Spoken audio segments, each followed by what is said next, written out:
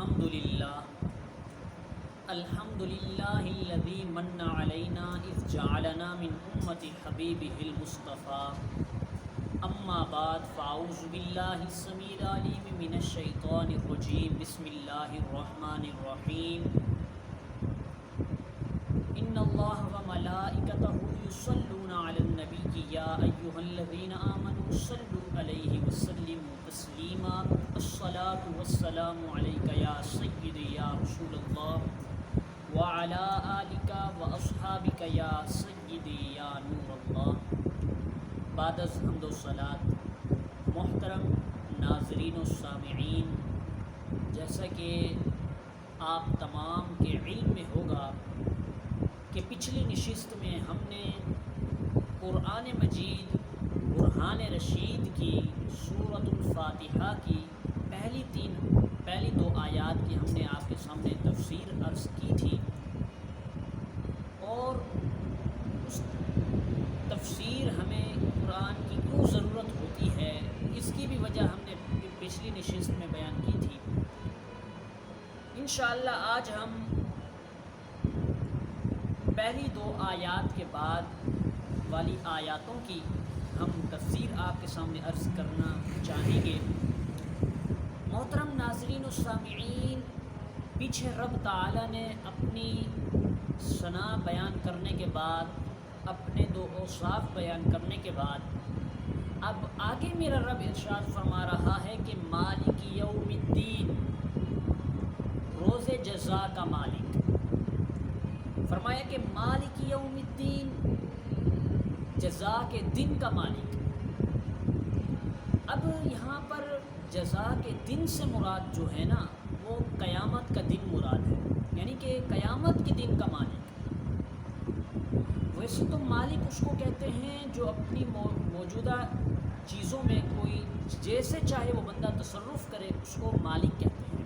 اپنی موجودہ چیزوں میں جیسے بھی چاہے وہ تصرف کرے، اس کو مالک کہتے ہیں۔ ویسے تو میرا رب تعالیٰ دنیا اور آخرت کا ہی مالک ہے، لیکن یہاں پر صراحتاً یہاں پر ارشاد اس وجہ سے فرمایا تاکہ یہ بات ذہن میں بیٹھ جائے کہ مالک یوم الدین، کہ روز جزا کا مالک، جزا کے دن کا مالک۔ یہاں پر یہ واضح اس وجہ سے فرمایا تاکہ یہ بات ذہن میں بیٹھ جائے۔ اب مالک یوم الدین کے آگے پھر میرا رب ارشاد فرما رہا ہے ایاک نعبد و ایاک نستعین۔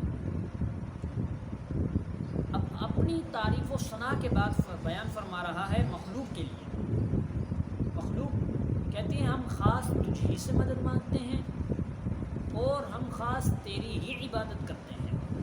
فرمایا کہ ایاک نعبد، ہم تیری ہی عبادت کرتے ہیں۔ اب یہاں پر ایاک اس کو مقدم کر دیا گیا، حالانکہ یوں ہونا چاہیے تھا نعبدو کا، اس کا معنی بھی یہی بنتا ہے ہم تیری عبادت کرتے ہیں، لیکن ایاک کیوں لائے؟ وہ اس وجہ سے اس کو مفعول کہتے ہیں۔ صرف کے اندر، نحو کے اندر اس کو مفعول کہتے ہیں۔ اس مفعول کو مقدم اس وجہ سے کیا تاکہ حصر والا معنی پیدا ہو جائے۔ اگر اس کو مقدم نہ کرتے، ایاک کو پہلے نہ لاتے، صرف نعبدو کا لاتے، تو اس میں حصر والا معنی نہ پیدا ہوتا، یعنی نعبدو کا معنی ہوتا اس کا ہم تیری عبادت کرتے ہیں، جبکہ ایاک کو پہلے لے آئے یعنی مفعول کو مقدم کر دیا۔ اب اس میں حصر والا معنی پیدا ہو گیا، یعنی ایاک نعبد، ہم تیری ہی عبادت کرتے ہیں۔ اب اس کے اندر جو ہی آ رہا ہے نا، یہ حصر کا معنی پیدا کر رہا ہے، یہ حصر کا معنی دے رہا ہے، یعنی ہم تیری ہی عبادت کرتے ہیں اور تجھ ہی سے مدد چاہتے ہیں، یعنی ہم تیرے علاوہ اور کسی کی عبادت نہیں کرتے، صرف تیری ہی عبادت کرتے ہیں۔ اگر نعبدو کا ہوتا نا تو پھر اس میں احتمال ہو سکتا تھا، ہو سکتا ہے تیری بھی عبادت کرتے، تیرے علاوہ کسی اور کی بھی عبادت کرتے ہیں، تو اس میں احتمال تھا۔ تو اس احتمال کو ختم کرنے کے لیے لایا گیا ایاک نعبد، ہم تیری ہی عبادت کرتے ہیں۔ اب پھر آگے ارشاد فرمائے کہ وَإِيَّاكَ نَسْتَعِينُ، اور ہم خاص تجھ ہی سے مدد مانگتے ہیں۔ محترم ناظرین و سامعین، بعض لوگ اس سے اعتراض کرتے ہیں کہ وہ اس سے استدلال اس آیت سے لیتے ہیں، وہ کہتے ہیں کہ غیر اللہ سے مدد مانگنا شرک ہے، غیر اللہ سے مدد مانگنا جائز نہیں ہے شریعت کے نزدیک۔ وہ یہ کہتے ہیں، اور دلیل میں کون سی آیت لاتے ہیں؟ وہ قرآن کی یہ آیت لاتے ہیں وَإِيَّاكَ نَسْتَعِينُ، ہم خاص تجھی سے مدد مانگتے ہیں۔ آیات کو دلیل بنا کر پیش کرنا یہ درست نہیں ہے، یہ لغو ہے، یہ دلیل درست نہیں ہے۔ یعنی کہ غیر اللہ سے مدد مانگنا بالکل جائز ہے، شریعت کے نزدیک مانگ سکتے ہیں۔ اس آیت سے اس کا مطلب یہ نہیں کہ ہم غیر اللہ سے بھی مدد نہیں مانگ سکتے، صرف تجھی سے مدد مانگتے ہیں، غیر اللہ سے مدد نہیں مانگ سکتے، اس آیت کا مطلب یہ نہیں ہے۔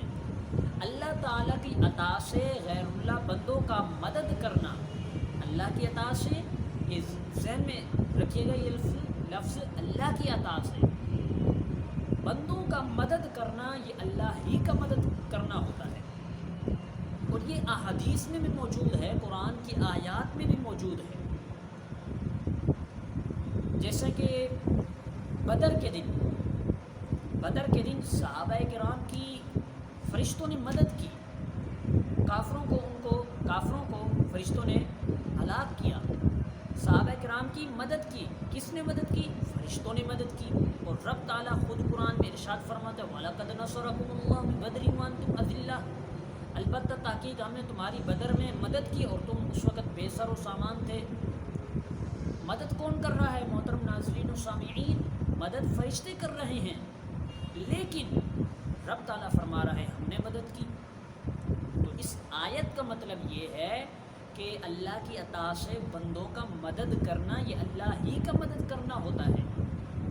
اور قرآن کی اور بھی آیات ہیں کہ جس میں مومن بھی مددگار ہیں، مومن بھی مدد کرتے ہیں، جیسے کہ سورۃ التحریم کے اندر آتا ہے فَإِنَّ اللَّهَ وَمَوْلَاهُ وَجِبْرِيلُ وَصَالِحُ الْمُؤْمِنِينَ، بس بے شک اللہ تعالیٰ ان کا مددگار ہے۔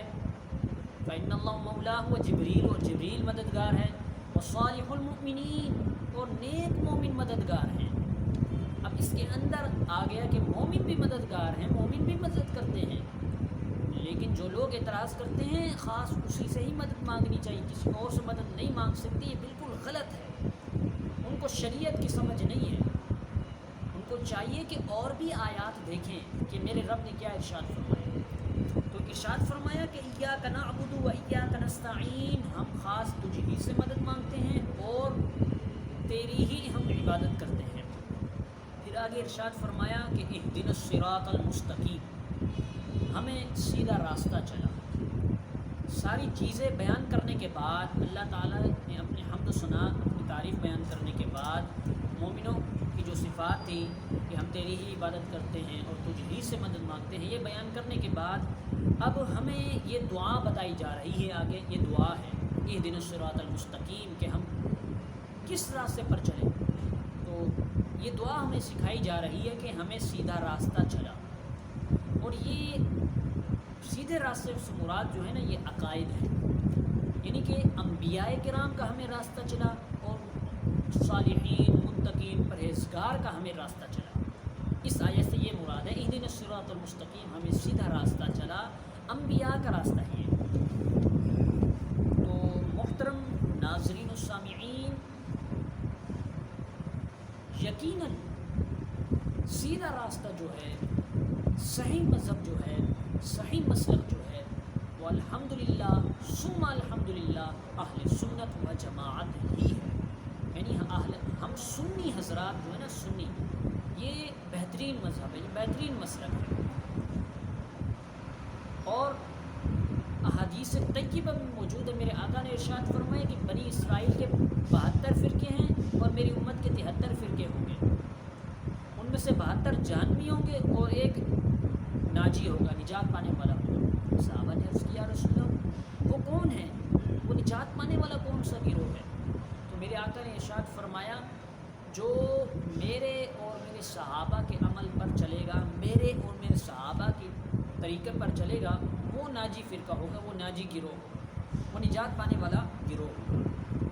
اور ملا علی قاری رحمۃ اللہ تعالیٰ، ملا علی قاری رحمۃ اللہ تعالیٰ علیہ، آپ ارشاد فرماتے ہیں یقیناً اس میں کوئی شک نہیں ہے کہ وہ ناجی گروہ جو ہے نا، وہ الحمدللہ ثم الحمدللہ سنی ہی ہیں، اہل سنت و جماعت ہی ہیں۔ اور ان کے امام سے پوچھ لیتے ہیں، میرے امام غوث اعظم شیخ عبد القادر جیلانی، ولیوں کے امام، آپ ارشاد فرماتے ہیں اس حدیث سے معلوم ہو گیا کہ ناجی گروہ جو ہے، ناجی فرقہ جو ہے، وہ الحمدللہ ثم الحمدللہ الحمدللہ اہل سنت و جماعت ہی ہے، یعنی سنی ہی ہے۔ تو سیدھا راستہ جو ہے نا، حضور نے ارشاد فرمایا تھا کہ جب تم میری امت جو ہوگی نا وہ کبھی گمراہی میں مبتلا نہیں ہوگی، اور جب تم ان میں اختلاف دیکھو تمہیں چاہیے کہ تم سواد اعظم یعنی بڑی گروہ بڑی جماعت کی پیروی کرو۔ اب دیکھ سکتے ہیں آپ بڑی جماعت کون سی ہے، جا کے دیکھیں سارے سنی ہی نکلیں گے۔ جو ولی ہوں گے، اللہ کے بڑے بڑے ولی ہوں گے، وہ بھی سنی ہوں گے، وہ وہابی نہیں ہوں گے، وہ دیوبندی نہیں ہوں گے، وہ سنی ہی ہوں گے۔ جا کے دیکھیں خواجہ غریب نواز رحمۃ اللہ تعالیٰ، یہ کون تھے؟ سنی تھے۔ حضرت داتا گنج بخش، آپ کون تھے؟ آپ بھی سنی تھے۔ جتنے بھی مزار جا کے دیکھیں، ہندوستان کے اندر جا کے دیکھیں، پاکستان کے اندر جا کے دیکھیں، جتنے بھی اللہ کے ولی سب کے سب کون تھے؟ سب کے سب سنی تھے، صحابہ کے مسلک والے تھے، اور اس میں کوئی شک نہیں ہے۔ القول بدی کے اندر امام سخاوی رحمۃ اللہ تعالیٰ علیہ لکھتے ہیں کہ آپ ایک حدیث لاتے ہیں کہ امام زین العابدین رضی اللہ تعالیٰ عنہ، آپ نے ارشاد فرمایا کہ اہل سنت و جماعت کی پہچان یعنی کہ سنی کی پہچان یہ ہے کہ وہ کثرت سے رسول اللہ صلی اللہ علیہ وآلہ وسلم پر درود پڑھتی ہے۔ یہ سنی کی پہچان امام زین العابدین نے بتائی۔ اب دیکھیں الحمدللہ سنی جو ہیں اذان سے پہلے بھی درود السلام پڑھتے ہیں، اذان کے بعد بھی درود السلام پڑھتے ہیں، جب نعت شریف شروع کرتے ہیں تب بھی حضور پر درود پڑھتے ہیں، اور جب جمعے کی نماز کے بعد کھڑے ہو کر بطور ادب کے طور پر کھڑے ہو کر حضور کی بارگاہ میں سلام پڑھتے ہیں۔ اور دیکھیں یہ ہماری سنیوں کی پہچان امام زین العابدین نے بتایا۔